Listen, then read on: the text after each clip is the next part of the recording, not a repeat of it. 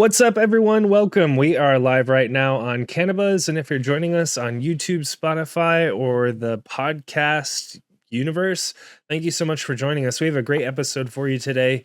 We have Sebastian from Bio365 Soils. So we're really excited to talk to Sebastian. We've had him on the show before, and since then, members of the community, folks that JR knows, members of the Dude Grows community, they've been experimenting with the Bio365 soils, and they've been having a lot of success. So we're really excited to have them back on the show. We're going to be talking about BioALL, BioFlower, and more. But before we get too far into it, I need to make some shout outs to folks. You'll see throughout the show, we've got like some logos below me on the video of the episode. You'll see those are our sponsors. Please support them. First off, shout out to everyone in the community, the CannaBuzz community. You can join us in the app, CannaBuzz in the App Store, or go to cannabuzz.app and use the code BUZZ or Growers Love for 50% off. We'd love to see you over there. Your support is crucial. And we also send out packs of seeds as a thank you to folks. When you join, you can fill out a form in the community, and we send out seeds to folks. And I'm going to do that soon. I was thinking later this week I would do that as maybe like a Black Friday thing. Maybe people will get seeds in the mail this weekend. Also, shout out to lostcoastplanttherapy.com. There are friends over there. JR was just talking about cleaning his room, and one of the things that he uses to clean his grow room is Lost Coast Plant Therapy. It's a really great product. You can get it at your grow store. You can get it on Amazon, and we just really appreciate their support. They've been with us for a long time, and it's a really fantastic product. And then last shout out for me goes to Tanasi Gardens. That's TANASI gardens.com. If you want to grow fungi at home, he's got everything you need. Sometimes it can be really tricky. You get overwhelmed with how to do it. He's got everything you need in a grow kit and more over on his website, and you can use CannaBuzz at checkout for a discount. And then I'm going to throw it over to JR, and JR can also kick off the episode. Thanks, Q. For the Tiki announcements, he's doing his Black Friday Riot sale at tikiseeds.com. He's doing free seed packs with every purchase and a lot of discounts on the entire site. And then also I want to talk about Brad's got his secretselections.io. And one of the cuts he has featured on there now is the Trop Cherry Relentless cut. And that was the original cut that kind of made the Paloma and a lot of the cuts that were of that kind of genre. So, and it is it's a really good price. I mean, some of these cuts at the time, were in the upper thousands of dollars. And I think he has the Trop Cherry Relentless cut for $150, which is really quite reasonable, especially if you're looking at doing some breeding with something that is amazing. It's a known quantity. Yeah, exactly. Yeah, absolutely. So check out secretselections.io. And today we have, as you mentioned, Sebastian back. We're going to be running through the BioALL and BioFlower, and we're going to be talking about some of their microbes because they have a very unique solution for that. And Sebastian's someone who's been in the industry for a long time. He's been with Bio a very long time, and so he's very familiar with every aspect of how that product is made and how it gets to you. So I'd like to welcome you to the show, Sebastian. Thank you very much, JR. Thank you, Sam. It's great to be here again. Super appreciate what you do, and a shout out to Tanasi. I love his work. He's got some great offerings there. Yes, he does, my friend. Okay, so for those who aren't really super familiar with the Bio365 line, can you kind of give people a little idea of the platform and what sets it apart from most of the bag soils you're going to find out there on the market? Okay, so I think the big thing that really separates Bio365 from everybody else is it's a manufactured product, and it's manufactured indoors. So a lot of the cocoa products you see on the market are commodities. They're generally white labeled in India or Sri Lanka and then shipped here. They may have varying porosity, water holding, physical properties to them, but they're essentially all the same. They're commodity cocoa, they're washed, they're buffered. What we make is a unique product because of the manufacturing process that we go through.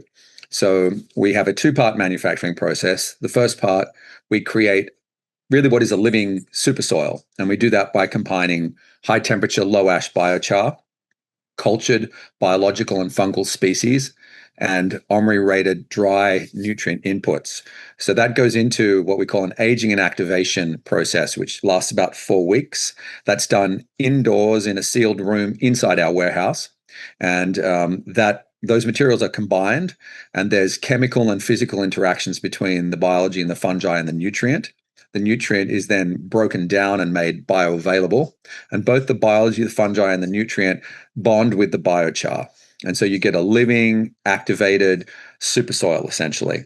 And then we take that and we blend it with cocoa peat and perlite in the interior facility in a mix line for the various number of blends that we make. And each of those blends is designed specifically with a certain style of cultivation in mind, or a certain porosity, air-filled and water-filled porosity. So there's physical, there's chemical, and there's biological attributes to all of those blends. So that's kind of it in a nutshell. And the reason that's different is because it's all done indoors. It's all clean and consistent manufacturing. So everything's done to a recipe, uses the same ingredients every time. We go to a great deal of trouble to source those materials as raw materials.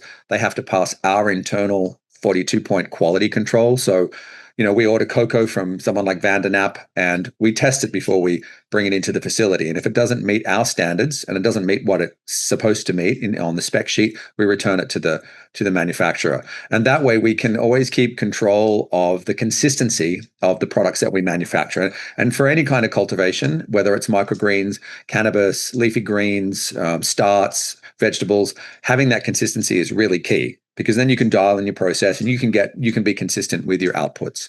So that's the big difference between us and everyone else. And of course, right now with the kind of supply chain challenges that people are having with tariffs and things like that, getting consistency in cocoa products can be really challenging for a lot of manufacturers. But we're really particular about that. We store all of our raw materials indoors. So we have quite a lot of storage space where we're storing raw materials and finished products before they leave. Everything is done indoors and is clean and consistent and tested before we send it out.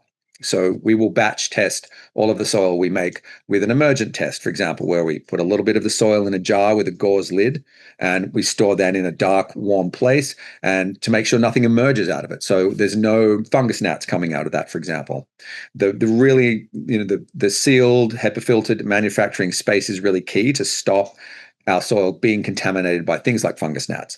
So we pay a lot of attention to that. We have very strict protocols in our manufacturing. A lot of those are seasonal. So as it gets warmer in the spring, we're really paying attention to what's happening outside the facility.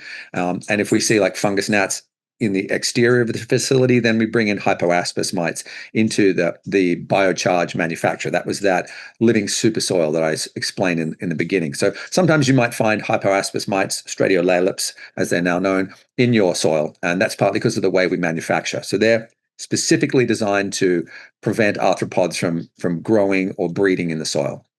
I think that's really interesting because it's one thing to sell a few bags at a shop than to supply commercial operations with a product that has to be consistent and clean, not just clean, nutrient balance, but also pathogenic clean. And Absolutely. A lot of times when you're sourcing composts or you're adding manures or any of those kind of products, you leave that door open. So I think that's one of the really key advantages and to the way that you guys build your product and your platform. And so before we move on, can you kind of talk about how from day one it's been a science-driven process? Absolutely. So Bio365 grew out of a company called Full Circle Biochar that was looking at developing biochar kilns for processing agricultural waste, creating biochar, creating gas, heat, and electricity as a business model. When the US started fracking, that kind of idea went out the window. But the chief scientist who was involved, who's John Gaunt, who's one of our co-founders and chief science officer, he was making some soil with the products that we now know as Bio365, so with the biochar and the cultured biological fungal species. And he was getting lots of great response from local people in the area where he was selling those products. So what he did was he started to make and design some soil products for the just growers in the market, whether it was cannabis or vegetables or flowers, and selling them out of a small retail store in upstate New York in Cortland. So that's really where the idea came from. And then as the company grew, we realized that controlled environment production was really important for controlled environment agriculture, where having like a living soil, it needed to be a clean living soil. So as you said, you mentioned compost. Compost can often be a source of a lot of contamination, whether it's biologicals such as E. coli, heavy metals, other things that you don't really want in your soil. So removing compost from the manufacturing process was a really key start. And then what John brought in was his deep knowledge of soil science. That's his background. He's a Cornell adjunct professor. So he really understood the physical nature of soil and how to mimic that utilizing things like cocoa and peat and perlite so that you have high air-filled and water-filled porosity at the same time. So you're not using compost, which is heavy, or anything that can be compressed or compacted through irrigation. And that way you always have a high loft in the product. So it's always got great air-filled porosity. So there's both biological, chemical, and physical properties to our soil, which make it very different from most of the other products on the market. So, one of the things that comes up when we talk about ingredients, when we're building soil, Mm. um, is the sustainability of this material. Whether it's people are harvesting stuff from bogs in Canada, or Yeah. bat guano in caves and wherever, to name a few. Yeah. And there's much more than that, obviously. So how do you can you kind of touch on how your company tries to approach that problem? Sure. I mean, sustainability of peat is a real issue, and there's not a lot of peat alternatives. There are more and more wood fibers and those kinds of materials coming into the market, and we certainly look at all of those as potential possibilities for replacing peat. At this point, we're not replacing peat, but we are a cocoa forward company. So all of our products are cocoa based. Peat is an additive that we use, and it's a small percentage, around 15% in any given blend. And we also use it a little bit in the biocharge manufacture to help balance out pH. It's very useful for that. But we're not a peat-based company, and we're not a peat-based product. And we recognize in Europe particularly, they're moving away from peat. I think the United Kingdom has introduced a ban on peat products in horticultural media for like home gardens and things like that. So we definitely see that peat bogs really are where carbon needs to be stored and undisturbed. However, the industry is what it is. It's challenging to find something that's as consistent as peat, both in the water holding, but also the physical and chemical nature of it. Wood fiber is quite different. It's not like peat, and wood fiber comes with other challenges, such as, is it contaminated with pathogens? Does it have, molds and fungi love wood? And we all know that because that's what mushrooms grow on. So there's lots of challenges there. There are definitely alternatives to peat. It's whether or not they're cost effective and whether the supply chain is consistent. And I think that's the two big things: the cost effectiveness and the supply chain. In terms of other sustainability, the cocoa that we use is all byproduct of the coconut industry. We have two different types of cocoa. We use pith and we use a form called crunch, which is long fibers. That comes from a couple of places, the Dominican Republic and Sri Lanka. So they're sustainable in that sense. The perlite is relatively sustainable. I mean, there's lots of perlite deposits. Perlite is just a form of I believe it's like volcanic. It's not quite glass, but it's similar to that. And you put it in the oven and heat it up, and it pops like popcorn. But there's definitely alternatives to perlite. You can use different types of cocoa to create the same kind of air-filled porosity or air porosity in a media. For me with the living soil, they were moving people away from rice hulls and stuff like that because of heavy metals. And having us gravitate towards pumice. Hmm. And I just found the pumice to be a little too heavy. Hmm. Like at my mix, when I'm mixing, they were recommending fine and medium, and add that to the peat, Hmm. and then the density of worm castings, which they're recommending. Yeah. And you just got you got a bin of concrete, really. Yeah. Yeah. And so and you really notice it not in the quality, but in the quantity. It hurts your yields a lot. And I attribute that a lot to the lack of oxygen available in the mix. And, so my recommendations to people who are trying to go that route are to definitely kind of up your foliar game. Hmm. But I want to go ahead and dive into the BioALL. Hmm. And so we kind of talked a little bit about the foundational products that you use to kind of build your bases. Can you kind of elaborate a little bit more about what is in BioALL? So BioALL is a general purpose nutrient dense soil. It has a particular base. The biocharge that we create is designed with a general purpose nitrogen, phosphorus, potassium package in it. You can have a look at the bag. It'll have the approximate quantities on that.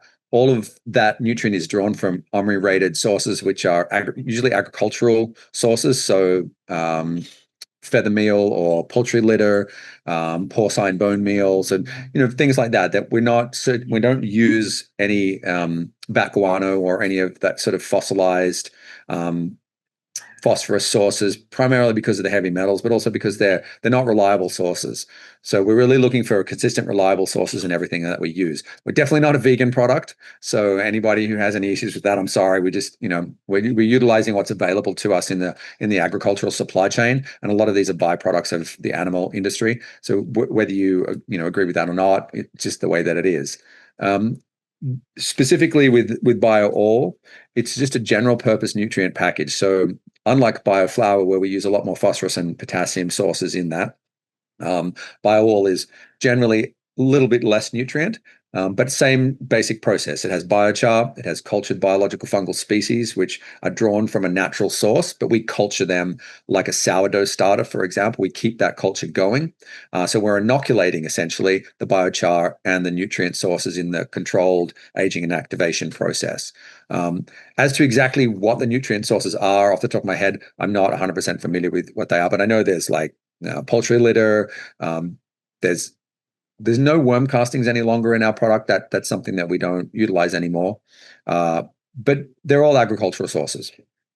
So there's nothing in particular significant about the difference between the two biocharges that we create, except one is there's more nutrient in the BioFlower than in the BioALL, and it's a more phosphorus potassium heavy blend. So what you would expect to see is in BioALL longer internodal spacings in veg and slightly shorter internodal spacings with the BioFlower. But depending on what you're adding to them or how you're treating them, you may not see that at all.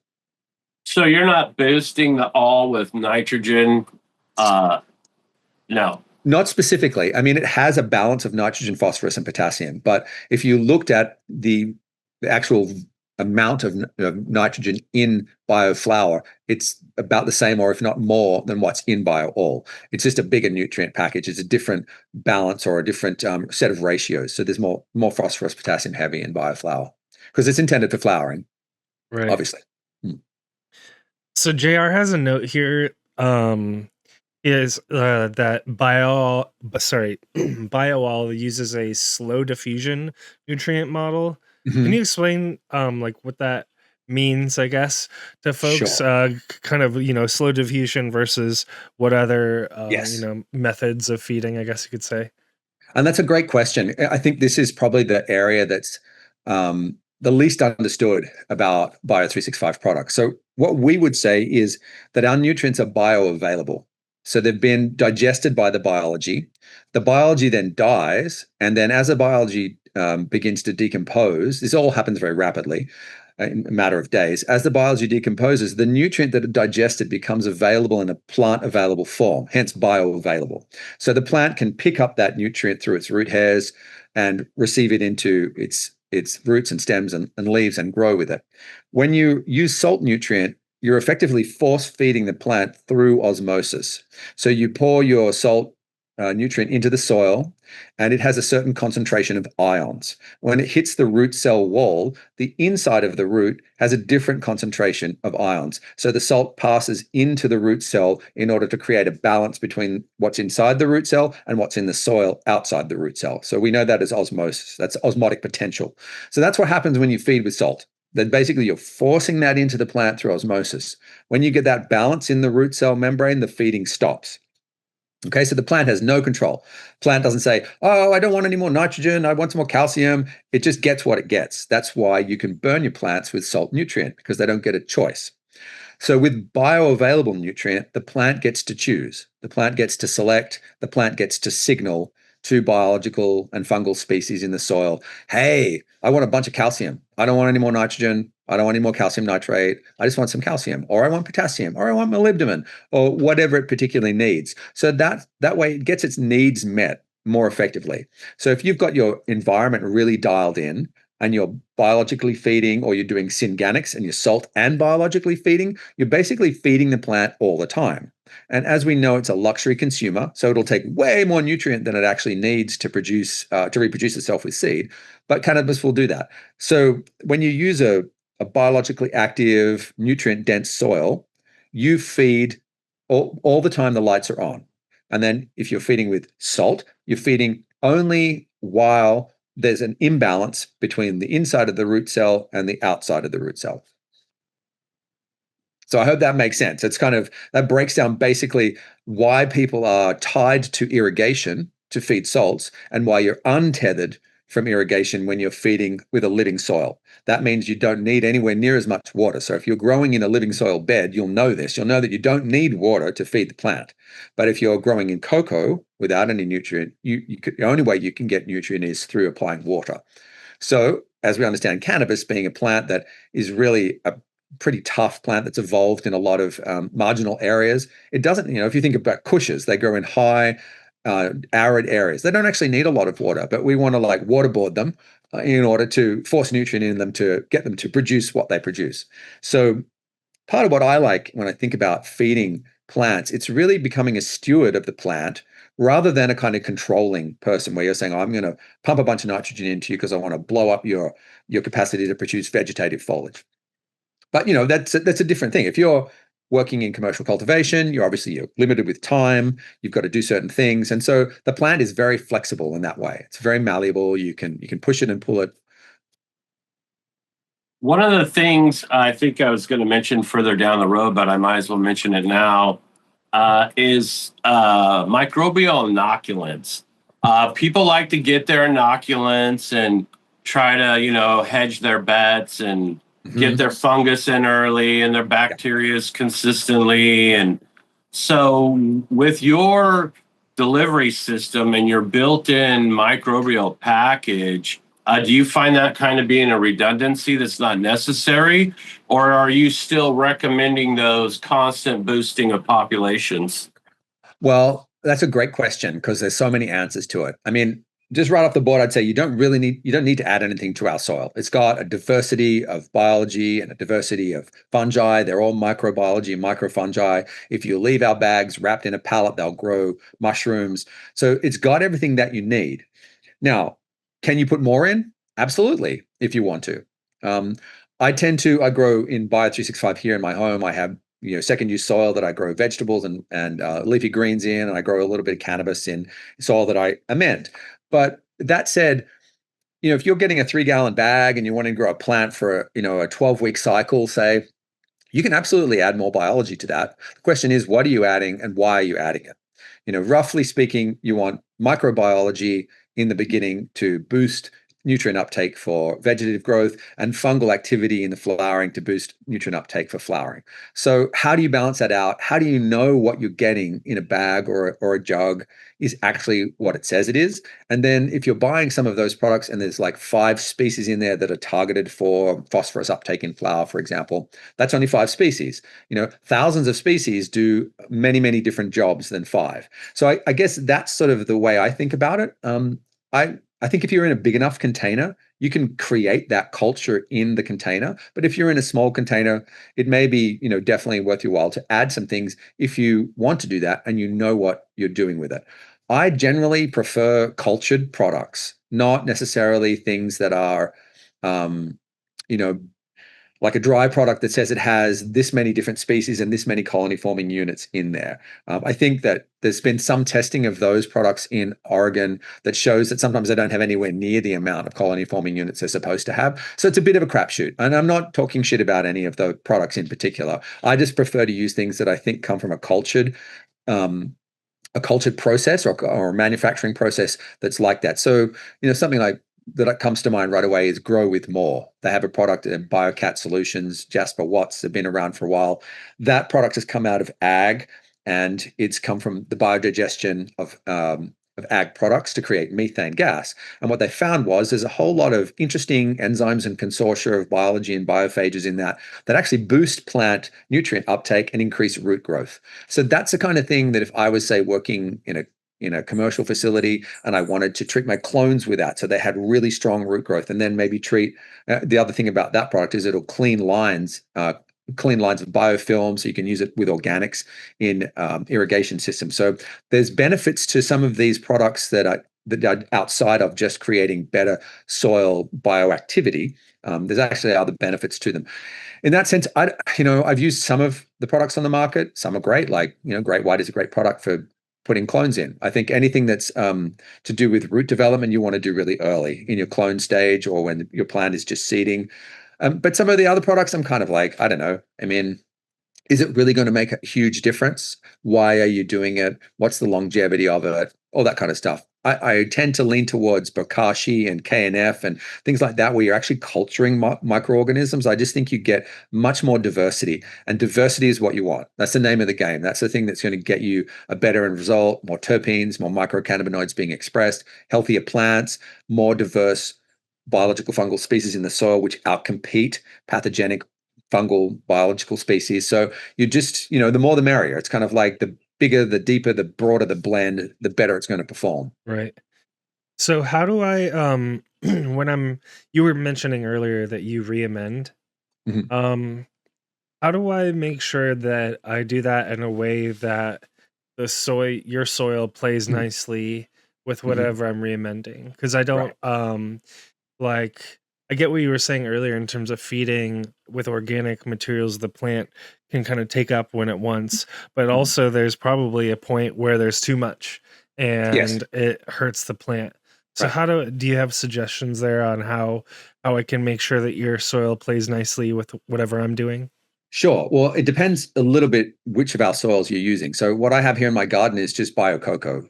When the Stockton facility closed, I was able to get some leftover product. I put it in my garden. I just amend with dry nutrients. I don't test the soil. I don't use a microbiometer meter to tell me how much biology is in there. I just basically do it by a rough estimate. Like I'll get a general purpose dry nutrient in the winter. I'll put it in there. I'll mulch and I'll leave it. And generally that works fine for me. And I'm not trying to grow like, 14-foot trees or anything like that. I'm just growing for my pleasure.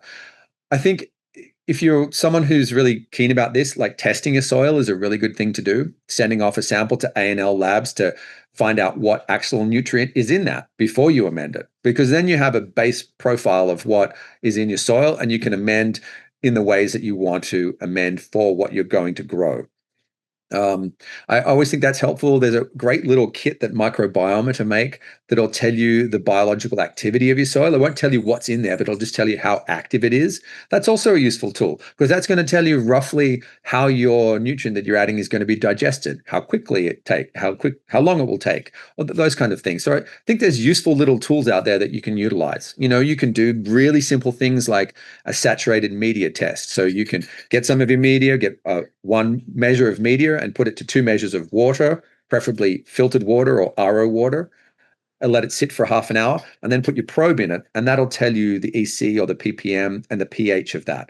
So if it's really high in EC, you don't know what that is, but it's high in something. Could be salt, could be potassium, could be phosphorus. You don't really know, but at least it gives you an idea of what's going on in your soil. And then the other thing I do is I look at the plants. What are the plants telling me? Do they look deficient? Are they happy? That's a great way to tell too. The plants can be your own barometer. A lot of people want to kind of super populate, keep their microbes really happy in a longevity kind of way, Yep. because the product is coming charged, and that charge is going to do a nutrient delivery system for so long, and they're going to go through their natural life cycles. Are there any kind of sugars, carbohydrates, anything you recommend folks add to kind of keep that microbiology pumping? Sure. I mean, you can always add complex carbohydrates. I prefer to add complex carbohydrates rather than simple carbs, just because I think complex carbs tend to like grow better biology. If you think about your gut biome, you eat a lot of refined sugars, you tend to get biology in your gut that makes you crave more sugar. It's kind of the same in soil. If you add complex carbs like, say, coconut sugar or refined coconut carbohydrates, that can feed a more complex biology. If you add molasses, like a lot of people like to do, that can sometimes end up with more pathogenic biology than you really want. I think that really more applies to compost teas than it necessarily does to like a living soil. I think if you add a simple carb to a living soil, it'll definitely boost biological populations. But how does that work with the balance of biology, fungi, and everything else that's in a living soil? Yeah, and so one of the things that is kind of challenging for people, especially in a manufacturing setting, is fungi. The harvesting and manufacturing of mycorrhizae products is not a simple thing, and there's very few folks who actually do that. So, how do you guys kind of approach your fungal needs for manufacturing? Well, as I said, we have a cultured product or a cultured base that we use that originally came from a natural source, but that has a balance of biology and fungi in it. We don't speciate that, so I can't actually tell you what's in there other than what we see as fruiting bodies, from time to time when we get people sending us pictures saying, hey, this is growing out of your soil. So there's quite a diversity of fungi in there. I don't know exactly what the balance is in terms of the individual species or the proportions of biology to fungi. I know we've done some respiration analysis of the microbiology and microfungi in the soil, and it's high, but I don't really have an answer for that, a clear answer for that anyway. So, like, you don't know how many of these are No. saffro. Okay, Yeah, no, I couldn't give you that information. interesting. I mean that analysis is pretty expensive to do, and I think what we did is we did a lot of testing in the beginning for what was giving us an active soil in terms of respiration tests. Because if you speciate, it's extremely expensive for each species to be identified in the soil, and if you've got 10,000 of them, that's a lot. It's not like, say, something like mammoth P, where you're getting 5 species of, Right. of phosphorus delivering microbes. Yeah, we just had Colin on, and he kind of explained to his knowledge there is no, like synthesized or manufactured microbe. All these are IMOs that have been isolated, bred, Yep. and then kind of a process is created to make more. Yeah, right. It's just like your sourdough starter that you keep Yeah. on top of the fridge to make bread. It's the same thing. You're just feeding that with more flour and water, and it continues to grow, and you make more sourdough. Which microbes are in there? I guess if you use raw milk to start your starter, you'd have some lactobacillus in there. So Yeah, shout out to Chef Sebastian Carosi. He gave me the pro tip of laying your flour out by the estuary, letting that marine layer come in and soak into your flour, and then mixing that with a cream as kind of the Italian base for your sourdough starter type I thing. appreciate that. I'll let my daughter know because she's been making sourdough starters, and I was like, you can just leave it outside in the air for like a couple of hours. It'll pick up whatever you need there. You don't need to add yeast to it.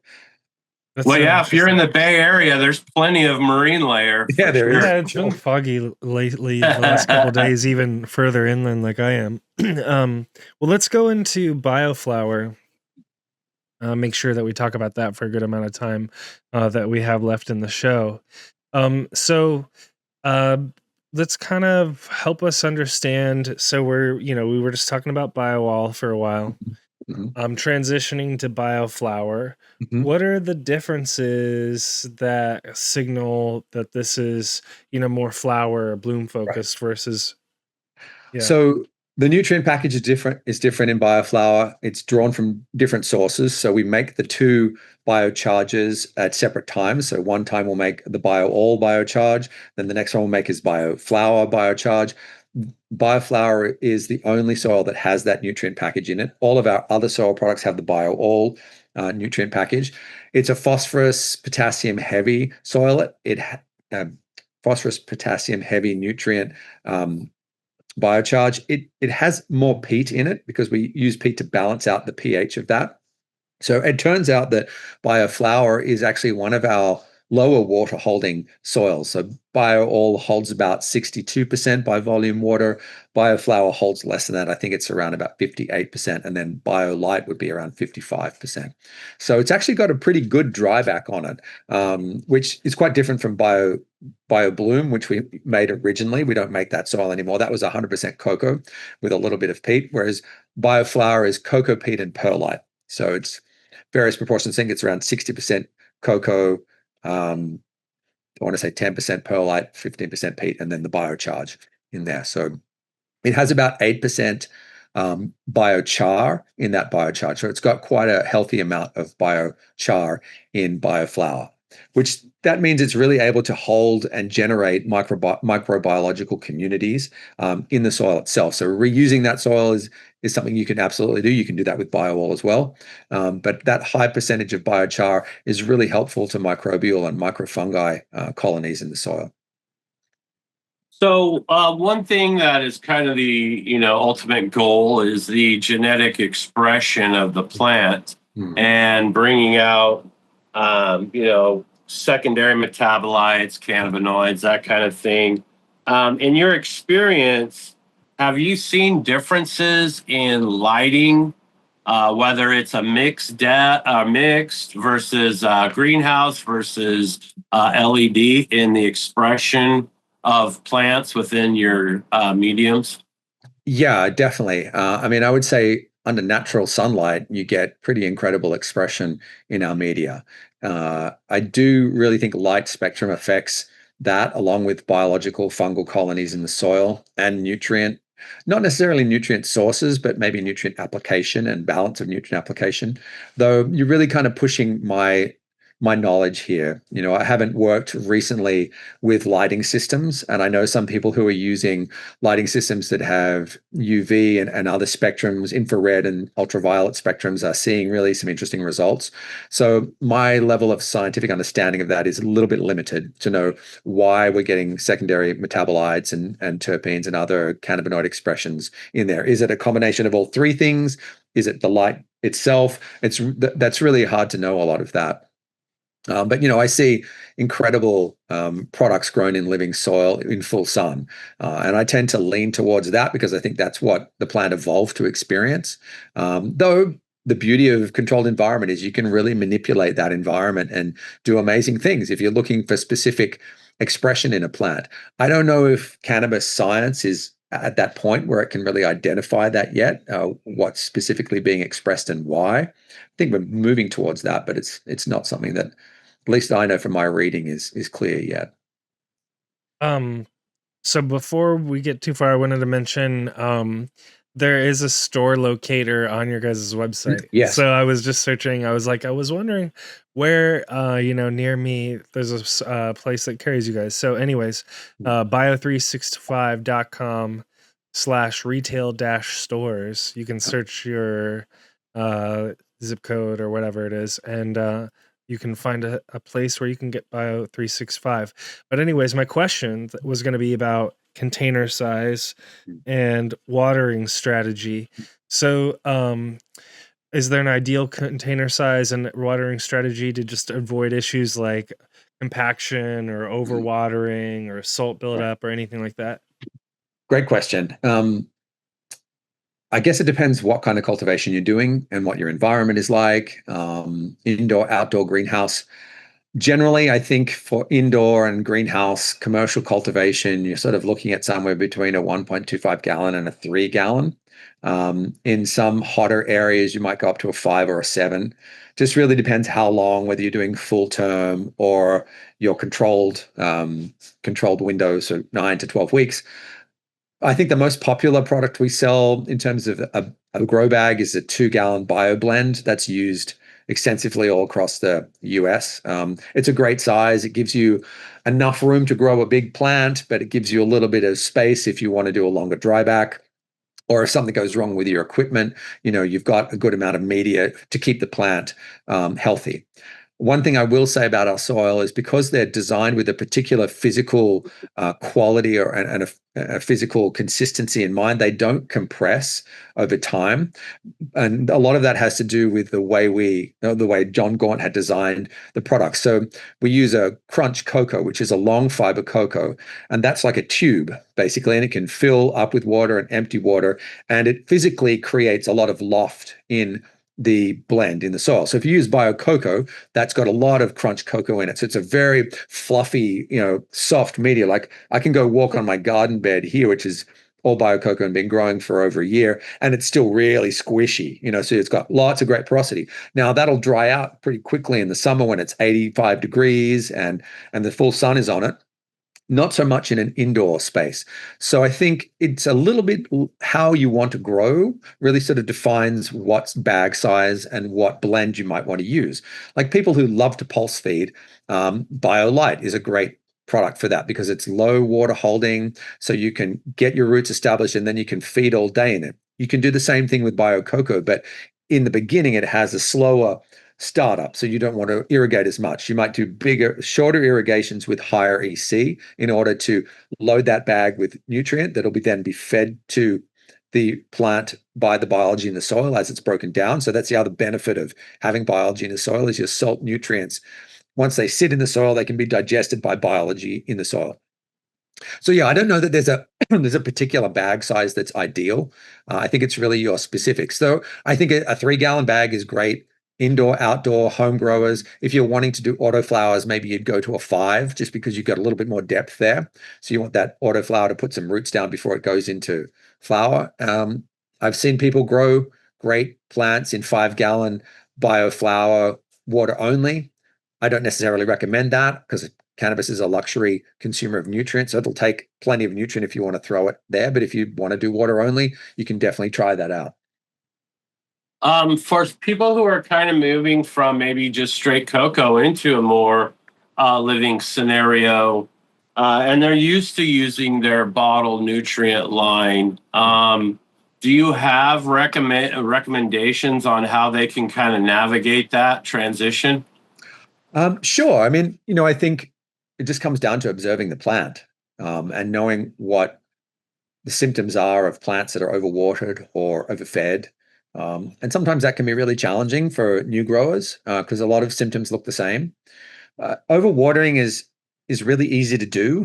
I mean, it's kind of the thing that everybody does, and even lots of commercial cultivators overwater, and a lot of that has to do with infrastructure, what kind of drip irrigation you have, how much control you have over it, how many plants you're watering, how concerned you are around underwatering or the plant getting dry. I mean, there's a lot of factors that go into that, and I visit a lot of facilities, and overwatering is the thing I see more than anything else. And when you see someone who's actually really got it dialed in, they get incredible results. I visited a facility in Colorado last year or earlier this year.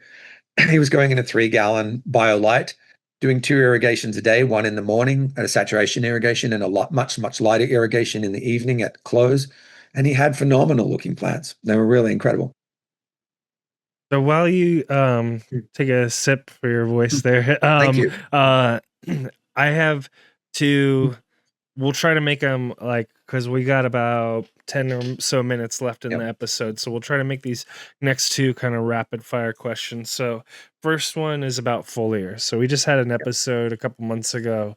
We were talking about foliar sprays. We've seen the light. We Mhm. believe in them. Yep. But are there any foliar sprays or types of like foliar sprays that you feel complement your soils? Not specifically the soils. I mean, they complement the plant.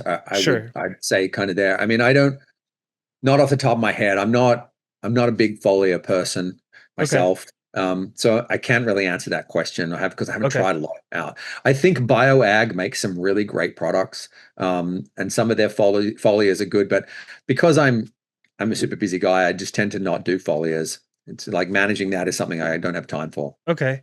And then Yeah. my other question was just essentially when people grow with synthetic nutrients, there's this kind of concept that they might be like killing Mhm. the microbiology in the soil when they use that versus, being just straight up organic.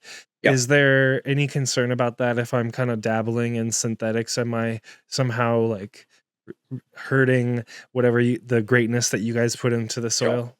Well, that's a great question. And there's sort of no real right answer to that. There's lots of biology and fungi that'll survive in high salt environments, so it's a bit of a crapshoot. If you're really cranking your EC, yes, you might damage some of the biology in the soil, but not all of it. And I think that's the key thing to remember. The more diversity you have, the more diversity you have. So if you kill a couple of species or you reduce their metabolic rate because the environment's too salty, that balances out over time. There's a push and pull between those species. I have never really seen a significant difference using really high EC. And when I was doing R&D for the company back in 2018, I did do some very high salt loading, and the plant suffers before I see any response in the soil, or any lack of response in the soil. But it's really hard to know. You'd have to do a respiration test before and after, and I don't know that that's something that necessarily requires us to look at that. I think that there's enough history with people growing with salts and biology to know that it's okay. I'm sure there's some diehard KNF people would be like, "No, this is sacrilege. How can you say this? You're killing all the biology," and you probably are killing some. But I think nature is incredibly diverse and robust. And yes, you might kill some, but in no ways is it going to destroy the soil. It's not like a nuclear bomb in the soil or anything like that. So people who do really well grow synganics. They use salts and biological living soil together. And I think the winner of the Dude Grows Cup this year was a synganic cultivator, I think, or maybe it was second place. But so I don't know that there's any hard and fast real evidence around that. A lot of folklore. Well, I had Tad Hussey on from Kiss Organics Mm-hmm. a couple times, and he said that he had looked at white papers and studies that showed that a small amount of salts actually boosts microbial populations and nutrient delivery systems. So I'm sure there's some sort of balance in there. And when I won second place at the Dude Grows Cup, it was with a Synganic style. And now something I'm seeing people do is a SIP system, like a wicking bucket Mm-hmm. that's Yep. getting popular with the earth boxes and Yep. the real buckets. Yep. So, what would be your kind of strategy for pairing that? Because when they go in, typically it's a one pot solution. Like you Yep. go in a vegetative state with Yep. a plant that's about a foot tall, Mm-hmm. and then you run that all the way through flowers. Yep. So, what would you recommend as a base? And then would you say like top dress or organic Sure. I mean, approaches? What would be your yeah, I would recommendations? recommend BioFlower as the base. And then maybe whatever size plant you're planting in that, a little bit of top irrigation just to get its roots established. Probably top dress, later, as it starts to flower. But it really depends what you want to do. I mean, I think people can do, sort of, excuse me, can feed in veg because they want to force more growth. And there's nothing wrong with that. I think it really is your personal choice. Some people do want to want to be a purist and do water only. But I guess it depends what's your purpose. Are you growing head stash? Are you wanting to cultivate flower for a competition? All of that would have a bearing on what you do. But for me, I generally do a little bit of top dressing. I do a little bit of feeding with fish hydrolysate in veg just to give me some extra kind of volume. But I'm growing here in my backyard, so I tend to not want my plants to be really massive. So I don't overload them with a lot of nutrient. Some of the best flower I've seen recently has been Synganic in BioFlower 3-gallon grow bags. Really, people who know how to dial in the plants, know the cultivars that they're growing really well, get just beautiful results, lots of great flavor, beautiful terpenes. So it's a little bit cultivar dependent. It's environment dependent. It's really hard to give us a clear answer on that.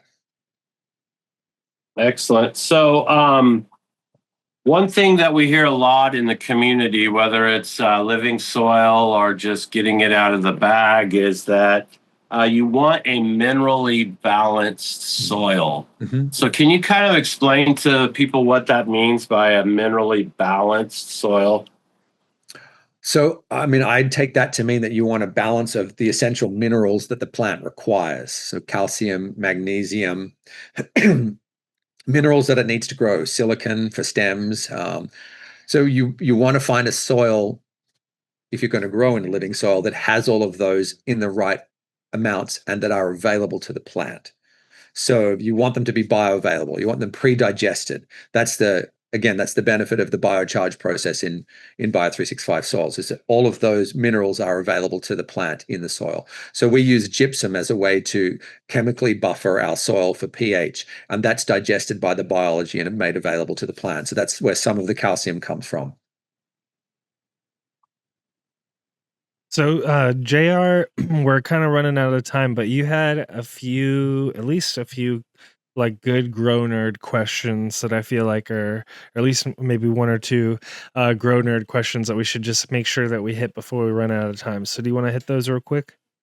Yeah, something that's starting to emerge in the kind of hobbyist community is taking on those challenges for late flowering, like sativas, Mhm. going into those 14 and 16-week cycles. So, if I'm in like a bio flower, what are going to be your kind of feeding strategies to help me get through the long game? Yeah, definitely. I'd be top dressing with a living soil, early to mid flower to make sure I had enough to carry me through those longer flowering ones, and utilizing less irrigation. So really paying attention, probably using a tensiometer in the soil to dial in what the plant is doing, how much energy it's exerting to draw up water into its leaves, really making it hunt for all of that nutrient in the soil by not overwatering it. I really think that providing plants with kelp and fulvics and other kinds of support for both the biology but also the plant to uptake nutrient is really essential. I like to do that a lot in late flower, particularly to keep the plant going. And so we kind of have that drop off of calcium, uptake of potassium. So there's kind of that ratio flip. When you build your soil, are you kind of timing that for the average 8 to 9 week cycle?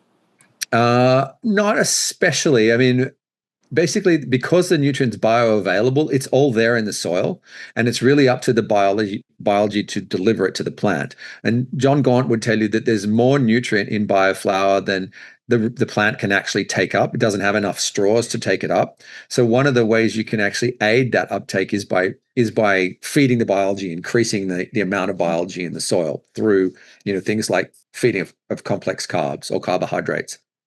One thing I've been trying to wrap my head around is they tell us there's like this 6 to kind of 8-inch organic layer. That's your organic horizon. And that's where your feeding roots and a lot of your nutrient cycling happens. If I'm in a 15-gallon pot, Yeah. obviously the whole pot is consuming, correct? Correct. That style is for like a giant bed or like a outdoor scenario, correct? Yeah. I think there's a couple of things there we have to be careful of, not sort of mixing our metaphors when it comes to soil and thinking like, you know, people talk about salt nutrient in broadacre agriculture destroying biology. What really destroys biology is tillage. So tilling that soil really kills biological fungal populations. In a grow bag, whether it's a 15-gallon grow bag or a 5-gallon grow bag, you have 100% nutrient dense soil. Out in a field, you have 6 inches of good soil, and then you have a strata below that. It's really, and so separating those two out, understanding what's out in a broadacre field is very different to what's understanding in a grow bag. And I think, you know, we're all talking about growing in grow bags, whether big or small, or beds that is 100% the same kind of soil. So the same physical characteristics, the same biological, the same nutrient content. Now, you might have more water at the bottom of the pot or the bed, but essentially it's the same soil. So you don't really need to worry too much. You're feeding from everywhere. So the more roots you can grow, the more you're going to feed. All right. So I think we're kind of land into our final question here. But before we do, I want to make sure that everyone checks out bio365.com.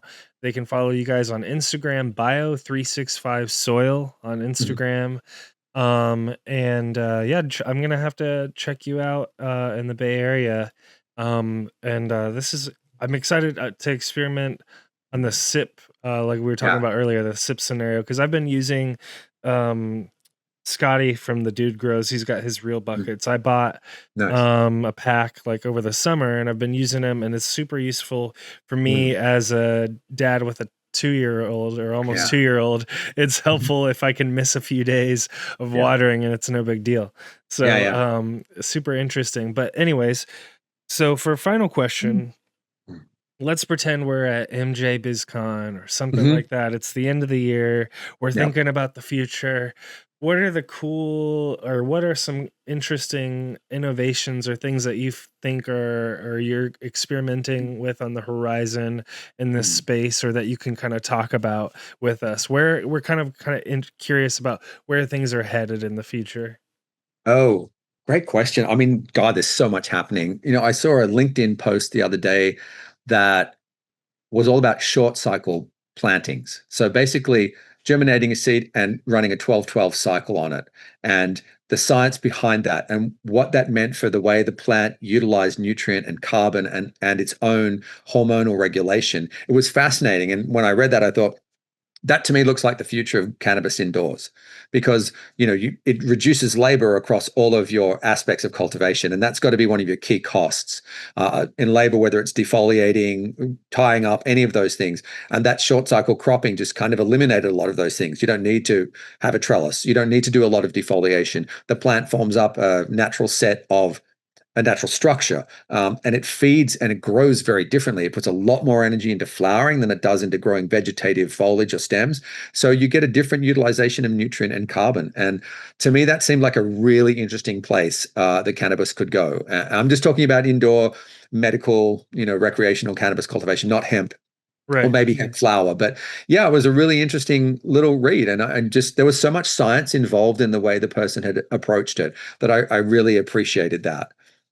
Well, I think you brought up a good point in that the younger the plant is, the less stresses that it's been exposed to. Yeah. And that traumatically affects the way a plant genetically expresses itself. Right.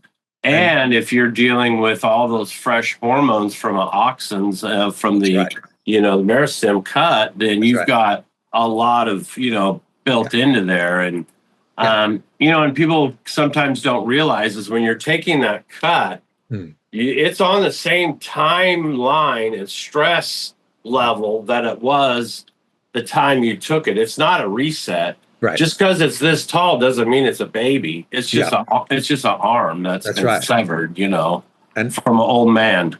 Yeah, I think that there's so much good breeding that's happening now, and so many people who are producing really high quality, consistent seed genetics that clones will always be around, but I think short cycle seed genetics will be what happens, because you get that vigor of the seed grown plant and a short cycle. I mean, if you could do 6 or 7 cycles a year in your greenhouse as opposed to 5, then you're winning. Now, you may not have as much yield across each one of those cycles, but because you have 2 extra cycles, you're going to make it up plus some. So Or if you're rack growing and you're Yeah. stacking racks, Yeah. you know, that makes it a lot easier to manage the plants, you know. Yeah. And one of the last things I'll throw in before JR's last question that he's going to throw in, I noticed that in the new U.S. Bill that reclassifies cannabis, there's Mhm. this like loophole for cannabis microgreens. So I think Uh-huh. people are going to reclassify clones Yeah. as microgreens and say that Well, they're shipping microgreens. yeah, I was in a microgreens facility in Utah last week, and I asked them about that. I said, "Do you ever think about growing hemp microgreens?" Because to me, that there's a nutrient density in hemp that's incredible, but it doesn't look like we're quite there yet. But yeah, I could see that as being very I popular. imagine not in Utah. Sweet. Well, you know, one of the ways that folks such as yourself used to get the word out and really kind of educate the community was through events. Yes. MJ BizCon is still a thing. Yeah. Outside of that, are there other events that you plan on attending, and will you be at MJ BizCon? Yes. We'll be at MJ BizCon. We're not having a booth. We'll be walking the floor. We'll probably be hanging out at the Arcana booth that's going to be there. That's Michael Klein, his new cannabis venture. It's a genetic venture with all the OGs, who Ghost OG and a bunch of different people there. Raz Paul Kaya, like Sonny Chiba, Josh D. all those guys are going to be there. Yeah. So, we'll probably be there a fair bit, but we'll be walking the floor and talking to people.